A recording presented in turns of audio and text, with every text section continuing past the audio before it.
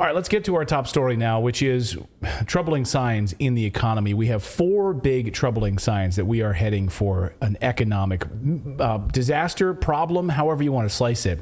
We're going to get to all of them in a moment. But first, we've been watching these major indicators over the past couple of months for an incoming recession. We've been covering it here on the show. At the end of the summer, we started to sound the alarm here on Redacted about the concerns over massive layoffs that could be coming after the Christmas holiday. We were warning about this because obviously you get all the Christmas hiring, but even that hiring during the Christmas season was much, much lower than it was before. And then, of course, you have Amazon with tens of thousands of layoffs and banks with thousands of layoffs and Silicon Valley with tens of thousands of layoffs. Like, what's going on here? So it turns out we were right. We weren't happy that we were right, but we were. Companies all across many, many sectors have started laying off a lot of people. And people are losing their jobs in droves, more layoffs today. In fact, new data out today from the Challenger jobs report shows something very disturbing. So take a look at your screen here. And for those of you that are driving, we know we have a lot of lorry drivers and cab drivers and Uber drivers and truck drivers who listen to our show. So what I'll describe for you here as you're driving, please don't get in an accident. On the left side of your screen in the Challenger jobs report is 2008. Okay. And that left arrow there shows the acceleration of jobs that were suddenly being lost prior to the Lehman Brothers collapse and the subprime mortgage meltdown. So this was prior. They knew something was coming, and the layoffs started before the crash. Now on the right side of your screen, the acceleration is now moving at a faster pace than we were seeing before the Lehman Brothers collapse. Swallow that, if you will. I don't want to. So again, the right side of your screen, more quickly, the speed with which jobs were being lost more quickly and happening faster than they were before the Lehman Brothers collapse. Something is going on here. Even despite that Christmas boost, Challenger reports that layoffs were up 172% in the fourth quarter of 2022. 172%. That's amazing. And these jobs losses are not just occurring in the United States.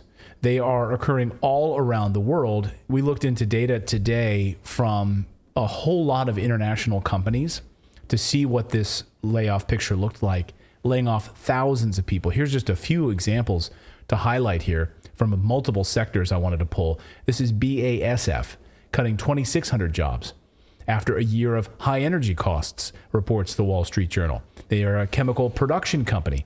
You know it's bad when chemical production companies are laying people off in Germany. Thousands of people because of high energy costs. Whose fault is that? Maybe BASF could send a note to the Biden administration about that Nord Stream pipeline that they blew up. Now that we're having to lay off 2,600 people. Might not have had to do that if we had some affordable energy. British Steel, also in the same boat. Take a look. British Steel announcing hundreds of jobs lost. As a result, they're laying people off of, again, high energy prices. And to produce that steel, too costly. Also, one of the reasons why they don't have tanks in Germany. Having a difficult time getting all of that, the materials and, of course, the process of actually making the tanks. Too costly. South Africa, job losses could be staggering as construction dries up in the western part of the Cape. So where you used to see a lot of construction dried up. And there are concerns that the mining sector in South Africa could be slammed, platinum, etc. And then in Scotland, not to be outdone, here in the Glasgow Times reporting, the government is laying off trash collectors, even as they charge more to collect trash. So, charging you more, laying off the people that collect the trash. That makes a lot of sense, right? Pay us higher taxes for things that we won't do.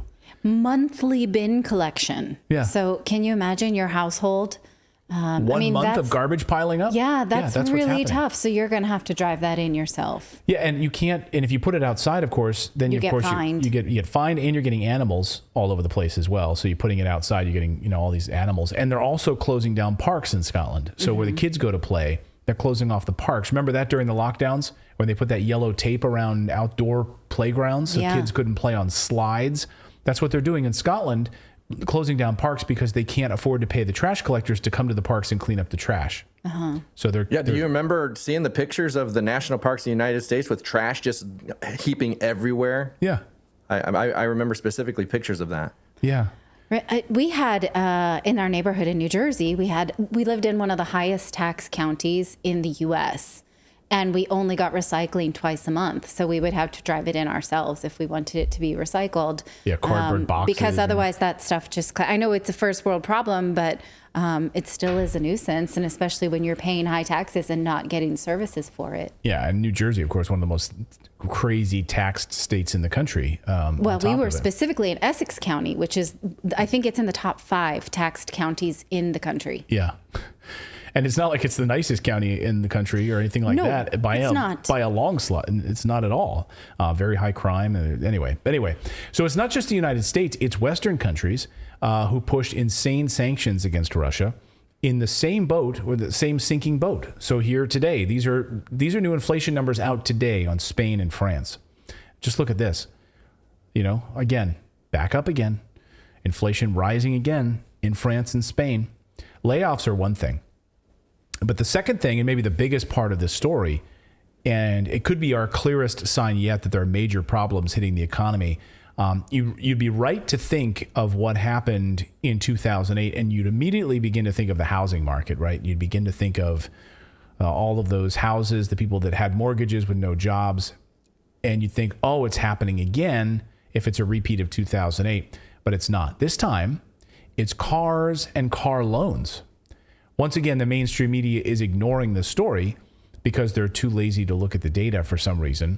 So what's going on here? Well, there's a couple of major indicators that I want to talk about here. Number one, they're part of a disturbing picture, durable goods. So these economic terms, might make your head spin a little bit. I understand that. So durable goods, basically, just the things you can touch, tangible things you can put on your shelf for up to 3 years. They're anything from electronics to buying a car. These are things that consumers would be happy to spend money on, right? Durable goods. And the health of an economy is largely based on your ability to go and buy things, right? You can go to the store, you can pick up that present for someone at their birthday. That's the health of the economy. When those things are okay, then we've got a healthy economy. If you can't buy those things, that's bad. Then, of course, companies stop producing those things because there's no demand, and then people get laid off. And that's what's happening. They lose their jobs, the economy collapses, and that's precisely what we're starting to see right now.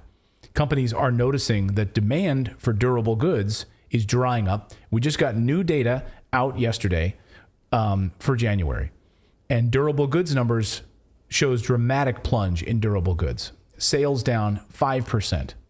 This is the largest plunge since the start of the pandemic for durable goods. And there's no pandemic. I mean, there's nobody telling us the malls are closed, you can't buy anything. So what's going on here? At the pandemic, people were freaking out and they stayed home. So now we have no pandemic. People can go out shopping as much as they want, but they can't afford to. So what is happening here? Well, just take a look at this chart and you can see a little Christmas bump and then it just falls off.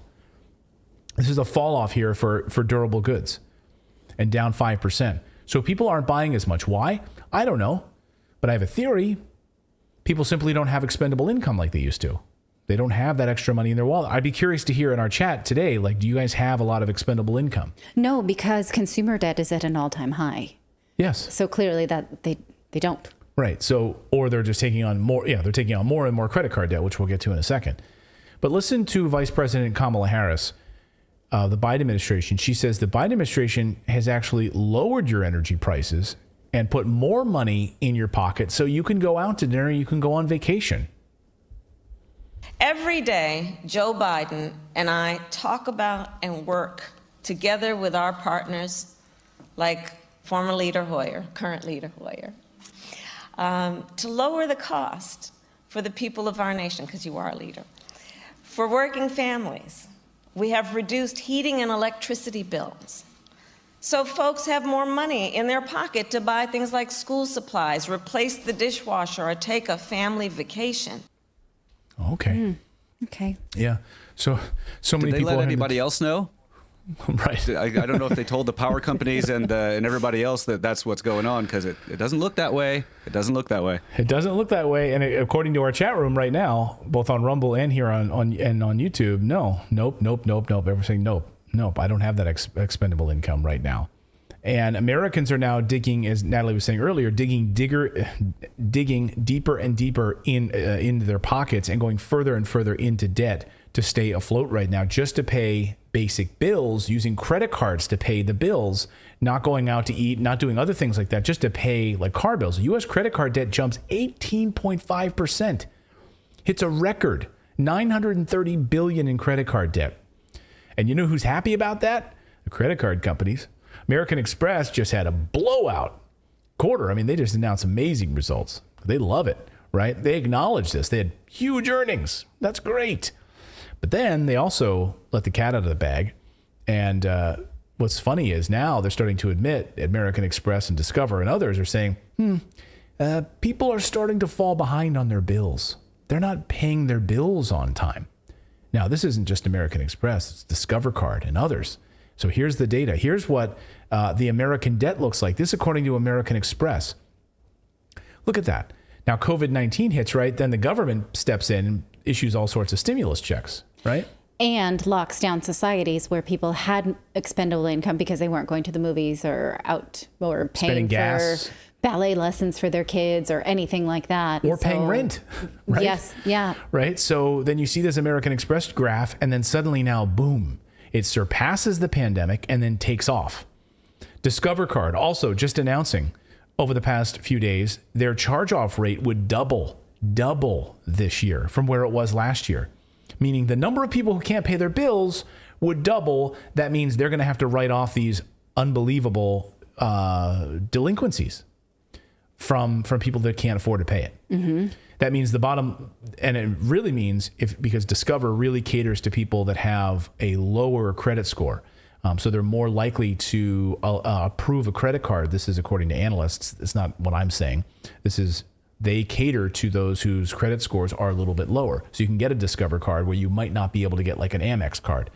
So the fact that this means then that the bottom and middle class Americans are already in a recession, according to these experts.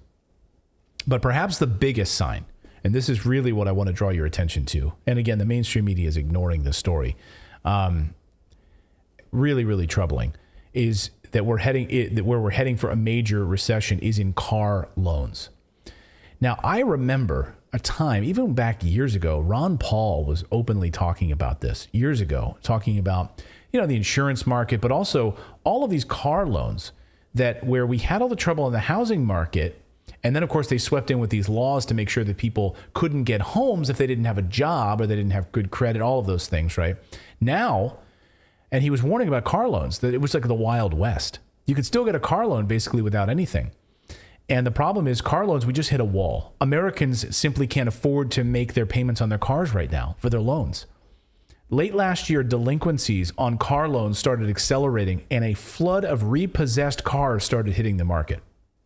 On top of that, the used car sale prices started plummeting.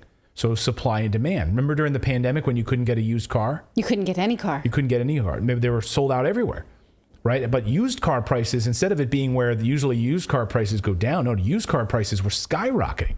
And they haven't really come down that much. Two big problems, according to Zero Hedge. The latest consumer credit report from the Fed reveals a dramatic spike in the amount of new car loans. This is troubling, which increased by more than $2,000 in one quarter, from just over $38,000, which was a record, to $40,000 is a new record for car loans. Wait, an average per loan? Yeah. People are taking out $40,000 for cars. $40,000 for car loans. Okay. Up $2,000. Americans basically have to go in debt in order to buy a used car. Instead of a used car costing between $8,000 and $12,000, now they're double the price to buy a used car. And so then, inflation hits, right? So then inflation hits, and then suddenly now they can't pay their car loans back. And so I want to really hesitate here to sort of, say that it's very similar to what we saw in the subprime mortgage area, because for a lot of people who obviously they don't have access to public transportation, and they need a car to get to work, they're trying to buy the cheapest car they could find. So they're trying to buy a used car, the cheapest one they could find. And because prices have skyrocketed, they had to get one that they have to spend $7,000 or $8,000 more than they normally would. And they can barely make ends meet. And then recession hits, inflation hits. Yeah. And now the cost of everything goes up. Their energy bills go up. Their grocery bills go up. And now they can't pay their car loans back. And the interest on those loans are going up because the usury rate is up. Yeah. So the interest rate, yeah, you're right. Good point. So the interest rate on the loan goes up. All of these things are coming together at the same time. And now we're seeing Americans falling behind on car payments at a higher rate than in 2009, according to Bloomberg. Just take a look at this headline today. Unbelievable. And according to NBC News, car repos are on the rise now to pre-pandemic levels, according to NBC News. Look at this. Car repossessions are on the rise in warning sign for the economy. It's not more than a warning sign. Like if someone's showing up at your house with a flatbed truck, that's not just a warning sign. Like you're screwed for a lot of people, right? How are you going to get to work now? And I've read countless stories today, horror stories about people who just are waking up, finding out that their car has been taken. You know, and they're like 1 month behind on a payment, or for one woman, she's like almost done paying it off and they came and took it. A recent report from Fitch Ratings shows that people are unable to pay their car loans. Many of these car loans have been packaged up and sold off by Wall Street. So if that sounds familiar, it should. Of course, this is a lot of what happened during the subprime mortgage loan. So a lot of these bundled loans, these car loans are packaged up and sold. Then they didn't learn their lesson. Like we got burned in the housing markets, and now these prepackaged subprime loans are bundled up, and people are going to be screwed by it. Go ahead, Philip. There's a sort of a viral like story going on right now. I saw it on Reddit, and I'll try to remember the exact numbers. But it's a woman that got a car loan for a 1998, something like a Ford Taurus, and the loan is $298 a month for 84 months for a 1998 like just basic Ford Taurus. No, Yeah, I mean, almost $300 a month for 84 months. Holy cow! Wow. Yeah, I saw someone in the chat just says their car was just repoed as well. I mean, I think I got my first car brand new car for a payment like that. Like brand new, not 20 years old.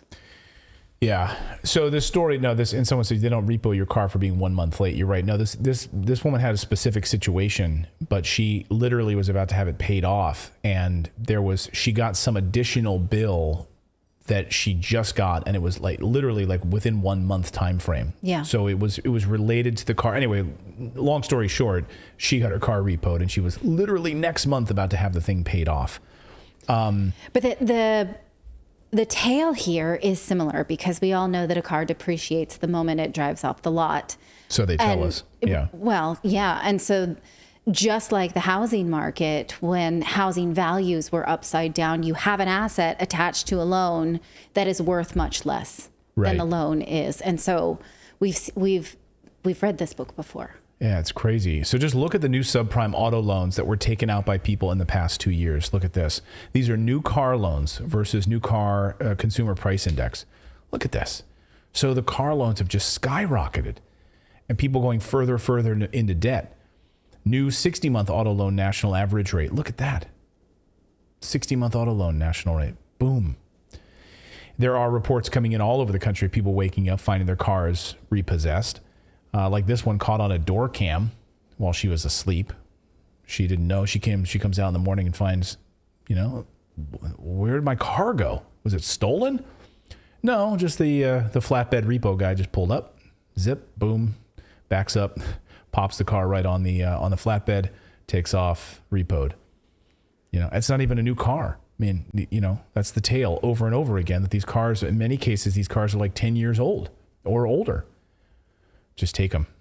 So the story here is that for rich people, you're not going to feel it like this woman or the countless, thousands of people who are going through this right now in the bottom and middle class. And of course, this is reverberating across Western countries. And the near and subprime group of consumers, they're getting hit very hard by inflation and this man-made economic crisis, which of course, putting ridiculous sanctions on Russia and cutting off fuel sources and cheap natural gas and fuel sources for Western countries. So All of this is artificial. All of this is man-made at the heart Sure. of it. There's no tsunami that caused this. Can I give you another conspiracy theory possibility? Fire away. Is that because they're pushing us away from gas guzzling cars, this is another way to discourage gas powered cars, to repo gas powered cars, to push away from this in order to sort of take the choice out of the matter. Yeah, I mean, because you're seeing there's certainly a government incentive for you to buy electric cars, right? So they're putting in all the sort of government incentives to buy electric, and all of those things. Go ahead. I was gonna say, I bet GM's kicking themselves in the butt right now for repealing the electric car many years ago. They missed the push from the by 90s. just a few years. Well, now that Philip was talking about these 90s cars, like probably get one of those for, $80,000. I don't think it's a conspiracy theory at all. I mean, I think this is exactly what, this is what they want. They've told us that this is what they want. The Biden administration, the EU is getting rid of gas cars by 2035. And so, if you have harsh lending policies on these cars, you increase the amount to buy them. Right. So I wonder if people are going to a dealership and saying, I need a car. And they're like, well, you can't have any gas powered cars, but let me make you a deal you can't refuse on this electric car. Here's a rebate on your taxes or whatever else. Yeah. I'm curious. And we published a story in the newsletter not too long ago about how in Japan, they're trying to retrofit old vintage cars. So they take like old El Caminos and somehow like put an electric engine in it and be like, well, it still works. It's got a good frame, So that's also kind of a fun thing that we can do to upcycle cars. But if you can afford it. Well, I think to find parts like that. It just blows my mind how short-sighted like the idea is behind this. Like where you got those elites that are like trying to push us into this situation, but historically it has never worked well for the ruling class and the elite to push people into the point where they're in desperation. When you push the populace, the majority of the populace, to the point of desperation, that has never worked well. Yeah. Never. And it usually ends up bad for the people that did it. Yeah. I mean, I don't understand what they expect people to do. Right. Well, they want you to stay home. I mean, this is the dream. And that's why we're going to talk in a little bit here about these 15-minute cities. I mean, this is what they want, right? They want you to stay home. They don't want you to use these cars. They want you to live off of government subsidies, and they want to control you. And this is a brilliant way to do that. Right? Yeah. Force you out of these things so you can't use these cars in the first place. So we'll be keeping our eye on this subprime car loan thing and what's happening in the broader economy, because there's a number of really troubling signs right now as we head into more layoffs. So we'll keep our eye on that. Thank you so much for watching this segment here at Redacted. We are live every day at 4 p.m. Eastern time, trying to share the stories that the mainstream media will not cover. You should also come over and join our community of Redacted Rebels over at redacted.inc. That's our private locals community where we can share exclusive content that we simply cannot share here on YouTube. Come over and join the rebellion together right now by going to redacted.inc. We'll see you next time.